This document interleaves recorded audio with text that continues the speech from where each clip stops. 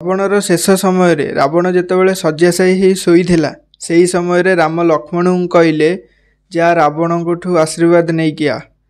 ଲକ୍ଷ୍ମଣ ରାମଙ୍କୁ ପ୍ରଶ୍ନ ପଚାରିଲେ, ସେ ଆମ ଭାଉଜଙ୍କୁ ଚୋରି କରି ନେଇଥିଲେ, ଏତେ ବଡ଼ ପାପ କରିଛନ୍ତି, ମୁଁ ସେ ପାପୀର ଆଶୀର୍ବାଦ ନେବି?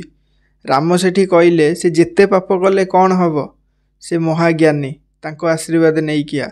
ଯେତେବେଳେ ଭାଇଙ୍କ କଥାରେ ଲକ୍ଷ୍ମଣ ରାବଣଙ୍କଠୁ ଆଶୀର୍ବାଦ ନେବାକୁ ଗଲେ ନା, ରାବଣ ମୁହଁ ବୁଲେଇ ଦେଲା। ସେ ଆସି ରାମଙ୍କୁ କହିଲେ, ତାର ଏପର୍ଯ୍ୟନ୍ତ ବି ଆତ୍ମଗର୍ବ ଯାଇନି, ସେ ମୁହଁ ବୁଲେଇ ଦେଉଛି। ତଥାପି ରାମ ଲକ୍ଷ୍ମଣଙ୍କୁ କହିଲେ, ତାଙ୍କ ପାଦ ଛୁଇଁକି ଆଶୀର୍ବାଦ ନେ, କାହିଁକି ନା ଯଦି କାହାଠୁ ଆଶୀର୍ବାଦ ନେବାର ଅଛି, କାହାଠୁ କିଛି ଜ୍ଞାନ ନେବାର ଅଛି ନା, ତା ପାଦ ଧରିକି ଜ୍ଞାନ ନେବାର ଅଛି। ଦେନ୍ ଲକ୍ଷ୍ମଣ ରାବଣଙ୍କ ପାଖକୁ ଗଲେ, ତାଙ୍କ ପାଦ ଛୁଇଁଲେ, ତାଙ୍କଠୁ ଆଶୀର୍ବାଦ ନେଲେ।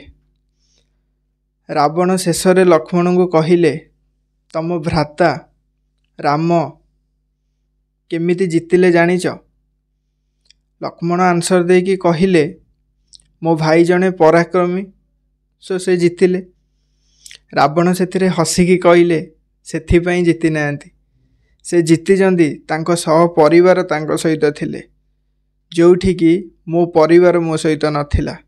ମୁଁ ମୋ ପରିବାରକୁ ଭଲରେ ରଖିନଥିଲି, ସମସ୍ତଙ୍କ ସହିତ ଭଲ ସମ୍ପର୍କରେ ରହିନଥିଲି ବୋଲି ସେ ମୋ ପରିବାର ମୋ ସହିତ ନଥିଲା, ଯେଉଁଥିରେ କି ମୋ ଭାଇ ବିଭୀଷଣ ମୋ ମରିବାର କେନ୍ଦ୍ରକୁ ନାଭି ବୋଲି କହିଦେଇଥିଲେ ରାମଙ୍କୁ, ଯାହାଫଳରେ ସେ ମୋତେ ମାରିଦେଲେ।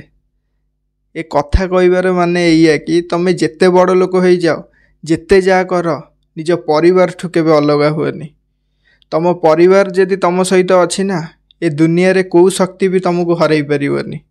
ଆଉ ଯଦି ପରିବାର ତମ ସହିତ ନାହିଁ, ତମ ସାଥରେ ନାହିଁ, ତମେ କେବେ ତମ ଲାଇଫରେ ସକ୍ସେସ୍ ପାଇପାରିବନି।